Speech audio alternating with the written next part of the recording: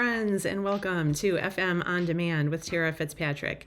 I'm your host, Tara Fitzpatrick, and we have a really good show today.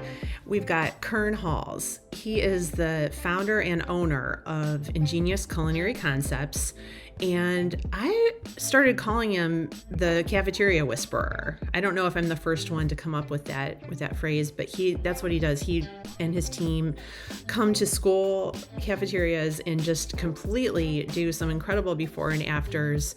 There's a lot of power in just fresh paint, but it's also like the power of this guy's energy and his overall kind of approach to making school lunch fun for the kids and just an awesome experience. And I know we say back to school, and I also know that school lunch professionals, many of you have been working all summer doing summer feeding. You might have camps going on, other activities. So you're going back to school, but why not feel that fresh start anyway, even if you've been going strong this whole summer. And I saw a lot of you at the School Nutrition Association show in Denver, and I was able to catch up with Kern a little bit there, and that's kind of how this podcast came to be. So that's a great thing about conference season, is like reconnecting with old friends. So hope that this conversation leaves you feeling energized for back to school.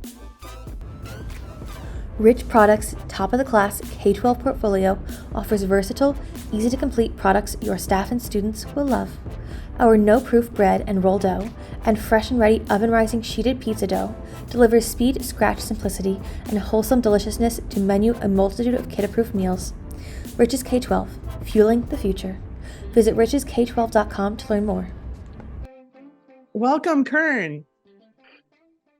Hi, how you doing there? I am so good. Thank you so much for being here. Really appreciate it. Thank you. Thank you for having me. Yeah, and I saw you present at the School Nutrition Association's annual national conference. You were doing a panel, and I will put a link below. We can read a little bit about that, but I wanted to get more into your business. I was hoping that the session would have covered more what you're doing, but this gives me an opportunity to catch up with you because we've known you for a long time and just want to see what you're doing. What has been kind of your past like few months? Like what's been some things that you've been working on with Ingenious Culinary Concepts? Yes. It was great seeing you at ANC, and that panel was a great panel. So Yeah. for us, Ingenious Culinary Concepts, if people don't know, we're a K-12 consulting company. We're a comprehensive company. Basically, we provide services to increase participation, basically grow the business of the school cafeterias around the nation. So it seems like the past few months, but it's been actually a couple of years since the pandemic, when schools kind of shut down. For us, it started to transition a lot because a lot of directors were calling us and saying that, hey, we want to make over our cafeteria. And so Ingenious has been doing a lot of cafeteria makeovers with seating, graphics, just going from that institutional look to it, just a new, just retail looking inside the cafeteria. So we've been working on so many projects. This last few months has been a blur for me because we have one school, we want an RFP of 16 schools, and we just the last 90 days we've probably done like signage and graphics alone and painting. We probably did about 16 schools in the last 90 days. So it's just, keep going, and we just put one foot in front of the other, just supporting all the school nutrition professionals around the nation. For sure. And I've never really talked to you too much about this, but that's where you got your start. For a long time, you were you director at a really big school district? And I should know this. It's early. You made me do this early. No worries. Yeah. So I was a senior manager at Orange County Public Schools, the 8th largest district in the nation. Back then it was 10th. Yep. I was in charge of, I was basically second in command, use my military terms, so my director at that time. And I oversaw 23 high schools. I oversaw the marketing, any special projects, had a training team, a catering team as well. But overseeing those 23 high schools was just it was actually fun, day to day because you get a chance, back when I started in 2005, this is before all the social media craze and Oh all those yeah. things were going on. I think at the most, what was popular in MySpace was just in. Yes. A couple of years Yes. later, Facebook just started coming out. So Mhm. it was something that was really good. So if you don't have the platforms like you do now, if we Mhm. had to be showcased in a magazine article, and actually that was like one of my first articles with the food management that Yay. they highlight Orange County Public Schools, and that's how we got around. And you spoke at conventions, SNA conventions, and that's how you spread the word a little bit. So Yeah. just started off in Orange County, just cut my teeth doing that, and that's my first time working in school food service. So it was something that was really fun. It was unique because I've worked in the military, I worked at Walt Disney World, and then working in school Mhm. food service was just totally different for me, and I love it. Very cool. Yeah. And as you were doing that, did you you obviously honed you're like, I'm kind of good at this design thing and like this, like getting kids to participate and making it look cool. Like, how did you, did you have like an aha moment where you were like, I'm good like, this is something that I want to pursue, like and then you started your own company. Yeah, so we were we just put our head down when I was able to form the team. So a lot of people don't know when we first started Orange County Public Schools, we were $6 million in the hole and about to be taken over by a management company. So we Oh had to no. figure it out really quick Hmm. with Hmm. no budget, no money, just really just grassroots. And we really just what I really kind of found out was that talking to the students was something that's really great. And we did a lot of focus groups, getting feedback from the students. They told us, back then that we wanted vegetarian options, we wanted Asian options, all these different things. So that kind of helped me kind of narrow, just kind of guide my path of what we want to do for the students. Then I just started getting phone calls. Literally, after we started increasing participation, we increased the business by 46% in 3 years.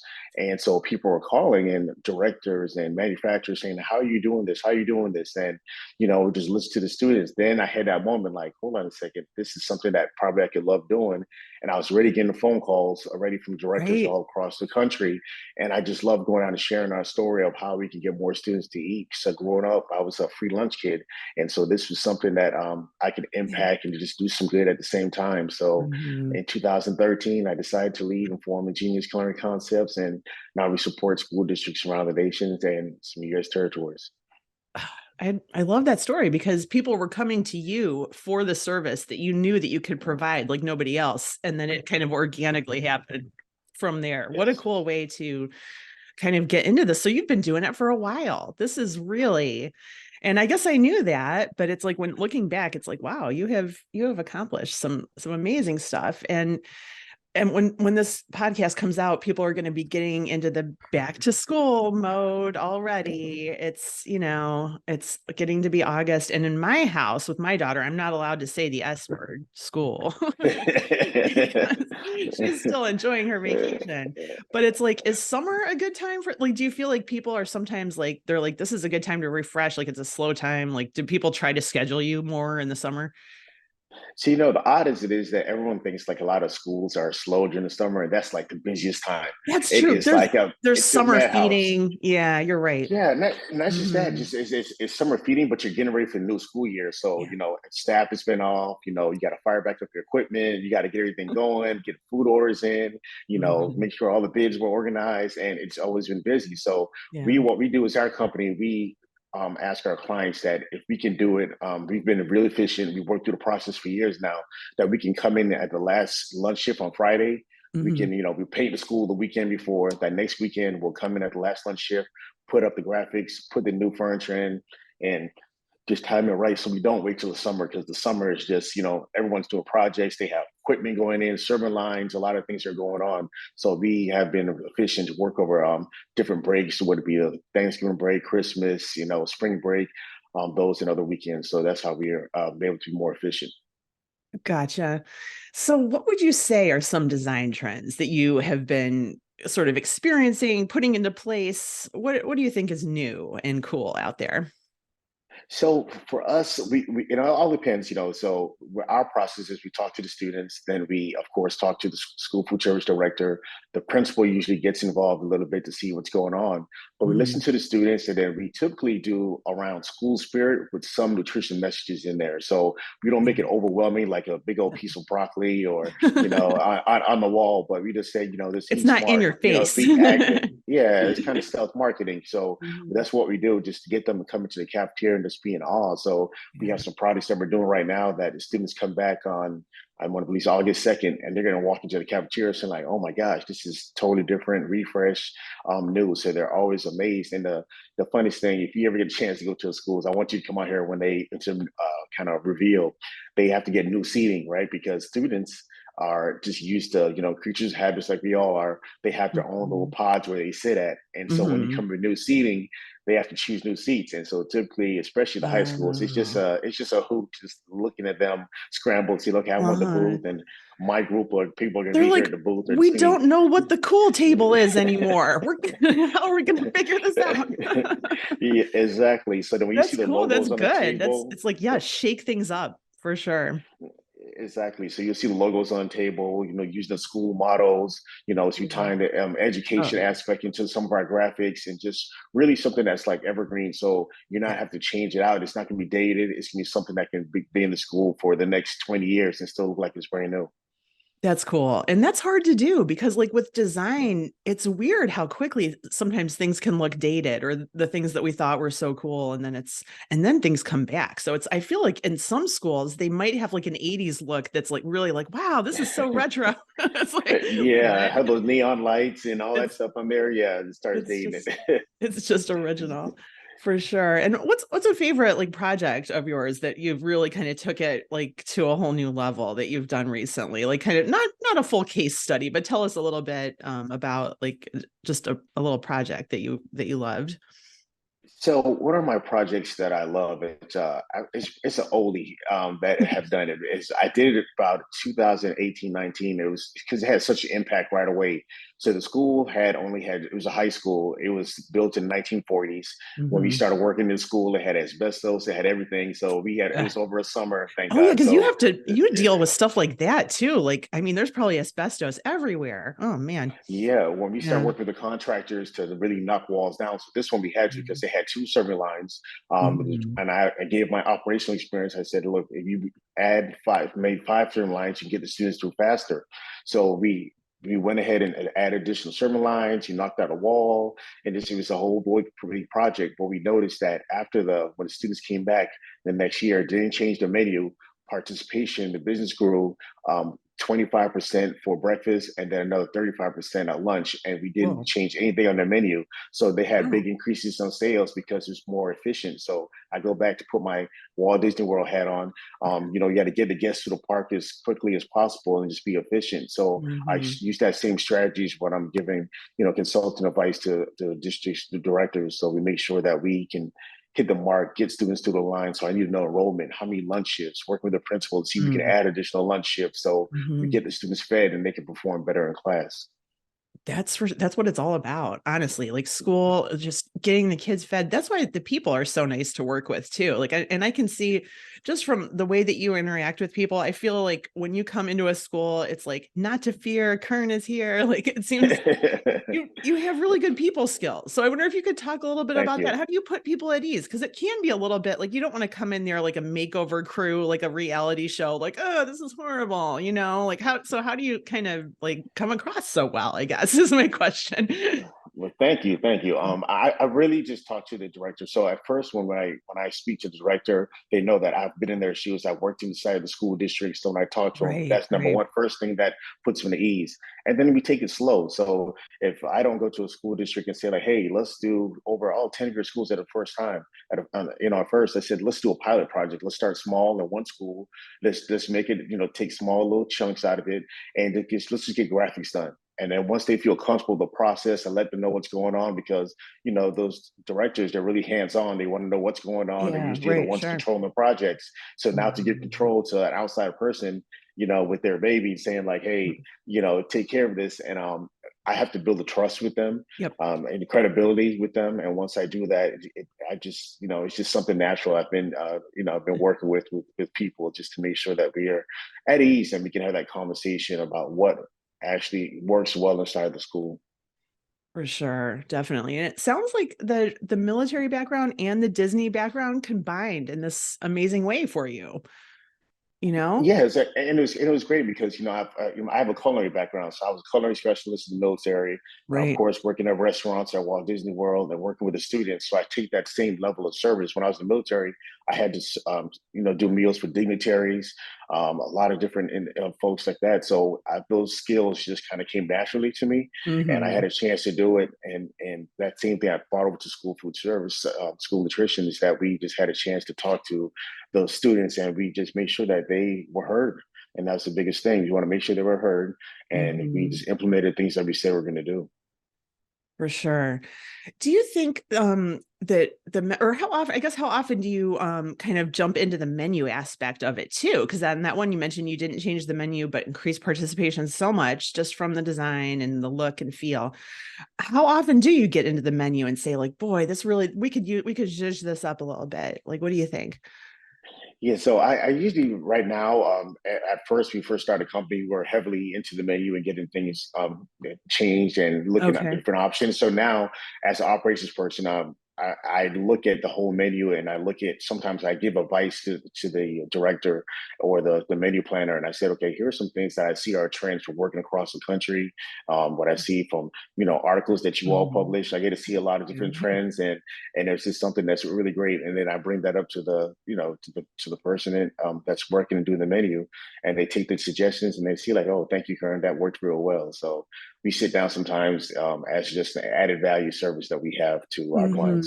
Or maybe if you see like some kind of piece of equipment that they have, you could be like, "Oh, have you tried such and such?" Or this is because you're seeing the whole operation like from beginning to end. Like you're in there. And how much can paint do? Like how much? I know that's a big part of what you do. Like, do people underestimate like how amazing a fresh coat of paint can make it look, or what? Oh my gosh, especially with our when we do a paint job, we just don't paint all the walls just like one color. So Right. we have some designs into the walls. So the paint alone can just make your area just pop so much, and it just really, so you can actually do more with paint and less with the graphics. You still can get that same look.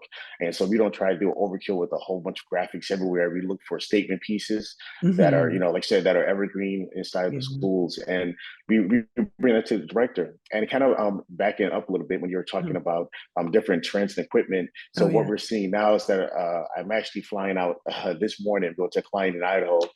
She wants like the convenience store type look. And so Uh-huh. we're going to look and see how we can build like a convenience type store, but with healthy food items. So it feels just real hip, and you can walk into it like a bodega type feel when you go into the cafeteria. So Oh it's my just doing gosh. things that are Like different. a New York City bodega in Idaho. Like totally cool. They're gonna love that. Yeah.